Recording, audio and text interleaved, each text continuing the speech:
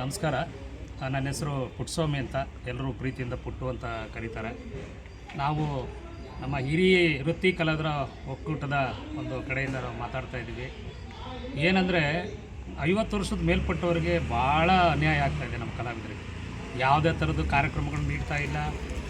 ಪ್ರಾಯೋಜಿತ ಕಾರ್ಯಕ್ರಮ ಆಗ್ಬೋದು, ಮತ್ತು ಸರ್ಕಾರದ ಅನುದಾನಗಳಾಗ್ಬೋದು, ಯಾವುದೇ ಥರದ್ದು ನೀಡ್ತಾ ಇಲ್ಲ.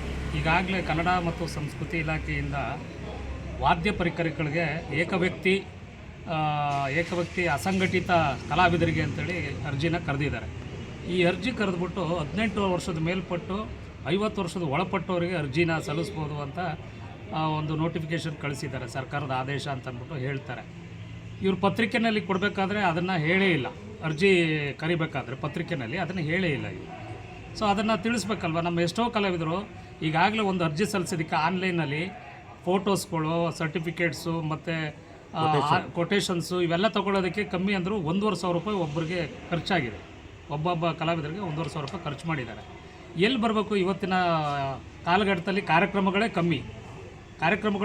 ಎಲ್ಲ ಲೈವ್ ಕನ್ಸರ್ಟ್ ಅಂತೇಳಿ ಮಾಧ್ಯಮದ ಮುಖಾಂತರ ಹಲವಾರು ಕಾರ್ಯಕ್ರಮಗಳು ಬರ್ತಾ ಇರೋದ್ರಿಂದ ಈಗ ಬೀದಿಗಳಲ್ಲಿ ಈಗೆಲ್ಲ ಊರುಗಳಲ್ಲಿ ಕಾರ್ಯಕ್ರಮ ನಡೆಯೋದೇ ಕಷ್ಟ ಆಗಿದೆ. ಅಂಥದ್ರಲ್ಲಿ ನಮ್ಮ ಕಲಾವಿದರು ನಾವು ಯಾಕೆ ಬಾಳಬೇಕು? ನಮಗೂ ಒಂದು ಸಂಸಾರ ಅನ್ನೋದಿದೆ ಅಲ್ವ. ನಾವು ಮನುಷ್ಯರಲ್ವ. ನಾವು ಕಲಾವಿದರು 50 ವರ್ಷದ ಮೇಲ್ಪಟ್ಟವ್ರು. ಹಂಗಾದ್ರೆ ನಾವೆಲ್ಲರೂ ವಿಷ ತಕ್ಕೊಂಡು ನಮ್ಮ ಕುಟುಂಬದವರೆಲ್ಲ ಸತ್ತೋಗ್ಬಿಡೋದ? ಏನು ಮಾಡಬೇಕು?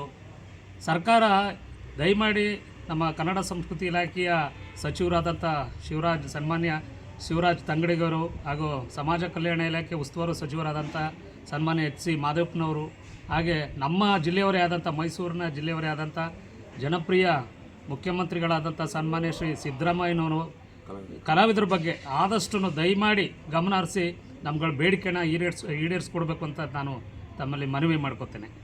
ನಾನು ವೃತ್ತಿ ರಂಗಭೂಮಿ ರಕ್ಷಣಾ ವೇದಿಕೆಯ ಕಲಾವಿದರ ಅಧ್ಯಕ್ಷ. ನಾನೊಬ್ಬ ಹಾಸ್ಯ ನಟ. ನನ್ನದೇ ಆದಂಥ ಒಂದು ಟ್ರೂಪ್ ಇದೆ. ನಾನು 40-45 ವರ್ಷಗಳಿಂದ ಈ ಒಂದು ವೃತ್ತಿ ರಂಗಭೂಮಿಯಲ್ಲಿ ಇದ್ದೀನಿ. ನಮ್ಮೆಲ್ಲರ ನೋವು ಏನಂತಂದರೆ, ಇವತ್ತಿನ ದಿವಸ ಕಲಾವಿದರನ್ನ ಸರಿಯಾಗಿ ಕನ್ನಡ ಸಂಸ್ಕೃತಿ ಇಲಾಖೆ ಸ್ಪಂದಿಸ್ತಾ ಇಲ್ಲ ಅನ್ನೋದು ಒಂದು. ಏಕೆಂದರೆ 50 ವರ್ಷ ದಾಟ್ತವ್ರು ಕೊಡೋದಿಲ್ಲ ಅಂತ ಒಂದು ಪಾಯಿಂಟ್ ಬಂದಿದೆ. 18ರಿಂದ 50 ವರ್ಷ ಅವರಿಗೆ ದುಡಿಲಿಕ್ಕೆ ತಾಕತ್ತಿರುತ್ತೆ, ಅವರು ದುಡ್ಕೋತಾರೆ ಈಗಿನ ಕಲಾವಿದರು. ನಂತರದ ದಿನಗಳಲ್ಲಿ ನಾವು ವಯಸ್ಸಾದವರು, ನಮಗೆ ಇದನ್ನು ಅನುದಾನಗಳನ್ನು ಕೆಲವನ್ನ ಕೊಡಬೇಕು ಅಂತ ನಾವು ಮನವಿ ಮಾಡ್ಕೊತೀವಿ. ಸಾಹೇಬ್ರೆ, ಒಂದು ಮಾತಾಡ್ತೀನಿ, ತಂಗಡಗಿ ಸಾಹೇಬ್ರೆ, ಇಲ್ಲಿ ಮೈಸೂರು ನಗರದ ನಮ್ಮ ಕಲಾಮಂದಿರದಲ್ಲಿ ಕೆಲವು ಸಿಬ್ಬಂದಿಗಳನ್ನ ನೀವು ಚೇಂಜ್ ಮಾಡಿದಾಗ ಈ ವರ್ತನೆಗಳು ಬೇರೆ ಚೇಂಜ್ ಆಗಿ ನಮಗೆ ಒಳ್ಳೆಯದಾಗುತ್ತೆ ಅನ್ನೋ ಅನುಭವ ನನಗೆ ಆಗ್ತಾಯಿದೆ. ಯಾಕೆಂದರೆ ಹಿಂದಿದ್ದಂಥ ಅಧಿಕಾರಿಗಳಾಗಿ ಸಿಬ್ಬಂದಿ ವರ್ಗದವರಾಗಿ ಭಾರಿ ಸಹಕರಿಸ್ತಾಯಿದ್ರು. ಇವತ್ತಿನ ದಿವಸದಲ್ಲಿ ಅದಿಲ್ಲ ಅಂತ ನಮ್ಮಲ್ಲಿ ಕೊರತೆ ಆಗ್ತಾಯಿತ್ತು. ಅದನ್ನು ನಾನು ಕೇಳ್ಕೊತಾ ಇದ್ದೆ. ಹಾಗೆಯೇ ಎಲ್ಲರಿಗೂ ನಾನು ಕೇಳ್ಕೊಳ್ಳೋದೇನೆಂದರೆ, ಮುಂದಿನ ದಿನಗಳಲ್ಲಿ ನಮ್ಮ ಎಲ್ಲ ಸಂಘಟಿತ ಕಲಾವಿದರು, ಯಾವುದೇ ಸಂಘ ಆಗಲಿ, ನಮ್ಮ ಮೈಸೂರಿನಲ್ಲಿ ಸುಗಮ ಸಂಗೀತ, ವೃತ್ತಿ ರಂಗಭೂಮಿ ನಾಟಕದ ಕಲಾವಿದರು ಹಾಗೂ ಕಂಸಾಲೆ ಕಲಾವಿದರು, ಎಲ್ಲ ಕಲಾವಿದರು ಸೇರುವಂಥ ವ್ಯವಸ್ಥೆಗಳು ನಾವು ಮಾಡ್ತೀವಿ ಅಂತ ಹೇಳ್ತಾ, ಒಂದು 500ರಿಂದ 600 ಜನ ಸೇರತಕ್ಕಂಥದ್ದು ನಾವು ಮಾಡ್ತೀವಿ. ಮುಂದಿನಗಳಲ್ಲಿ ನಮ್ಮ ಬೇಡಿಕೆಯನ್ನು ಈಡೇರಿಸಿದಾಗ ನಾವು ಹೋರಾಟಗಳನ್ನು ಮಾಡ್ತೀವಿ. ನನ್ನ ಹೆಸರು ಸತ್ಯ ಅಂತ. ನಾನು ಮಿಮಿಕ್ರಿ ಕಲಾವಿದ. ನಾನು ಒಂದು 40 ವರ್ಷಗಳಿಂದ ನಾನು ಕಾರ್ಯಕ್ರಮನ ಮಾಡ್ಕೊಂಡು ಬಂದಿದ್ದೀನಿ. ನಾನು ನಮ್ಮ ಆಲ್ಬರ್ಟ್ ಅಂದ್ಬಿಟ್ಟು ಒಳ್ಳೆ ಹಾಸ್ಯ ಕಲಾವಿದರು. ಅವರ ಗ್ರೂಪಲ್ಲಿ ನಾಟಕ ಇಂದ ನಾನು ಶುರು ಹಚ್ಕೊಂಡೆ. ನಂತರ ನಾನು ಆರ್ಕೆಸ್ಟ್ರಾ ಪಾರ್ಟಿಲಿ ಮಿಮಿಕ್ರಿ ಇವತ್ತು ಮಾಡ್ತಾಯಿದ್ದೀನಿ, ಆಡ್ತೀನಿ. ನಮ್ಮ ಪುಟ್ಟು ಅವರು ನಮ್ಮ ಸ್ನೇಹಿತರು. ಅವರ ಪರ್ವದಲ್ಲಿ, ಅವರ ಕಾರ್ಯಕ್ರಮದಲ್ಲಿ ನಾನು ಕೆಲವು ರಂಗಗೀತೆ, ಸುಗಮ ಸಂಗೀತ, ಚಿತ್ರಗೀತೆ ಇವೆಲ್ಲ ಹಾಡ್ತೀನಿ. ನನಗೆ ಇಲಾಖೆಯಲ್ಲಿ ನಾನು ಒಂದು 10 ವರ್ಷದಿಂದ ನಾನು ಪ್ರಯತ್ನ ಮಾಡ್ತಾಯಿದ್ದೀನಿ ಕಾರ್ಯಕ್ರಮನ ಕೊಡಿ ಅಂತ. ಈ ಸಲ ನಮ್ಮ ಶಿವರಾಜ್ ಅವರು ಹತ್ರ ಹೋದಾಗ ಅವ್ರಿಗೆ ಇದ್ದಿಲ್ಲ.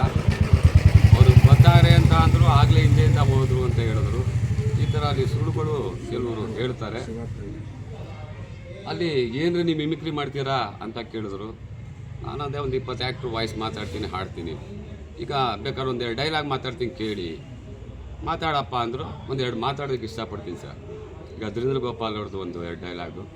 ಸೆಳೆಯಲು ಬಡಿಬೇಕಂದ್ರೆ ಮೋಡ ಅಡಿಕೆ ಹೊಡಿಲೇಬೇಕು, ಒಬ್ಬ ಸಾಯ್ಬೇಕಂದ್ರೆ ಇನ್ನೊಬ್ಬ ಬದುಕಲೇಬೇಕು, ಇದು ವೇದಾಂತ ಅಲ್ಲ ಸಿದ್ಧಾಂತ. ಇನ್ನೊಂದು ಅಂಬರೀಷ್ ಅವ್ರದ್ದು ಒಂದು 4 ಮಾತು. ಕಪಾಲಿ ನೀನೇನಾ ನಾನೆಲ್ಲ ಮಹಾಭಾರತದ ಘಟೋತ್ಕಜನ ದುರ್ಯೋಧನ ಇಲ್ಲ ಅಂತ ಮಹಾಭಾರತದ ಘಟೋತ್ಕಜನ ಅಂತ ಏನೇನೋ ಭಯಂಕರವಂತ ಇಟ್ಕೊಂಡಿಲ್ಲಿ ಬಂದೆ. ಇಲ್ಲಿ ಬಂದು ನೋಡಿದ್ರೆ ಟುಸ್ ಓಯ್ ಗೋಮಾಲ ಕಟ್ರ ಅಂಗಡಿ ಜಮೀಲಿ ಬಂದು ದಂಡ ವಸೂಲಿ ಮಾಡ್ತೀನೋ.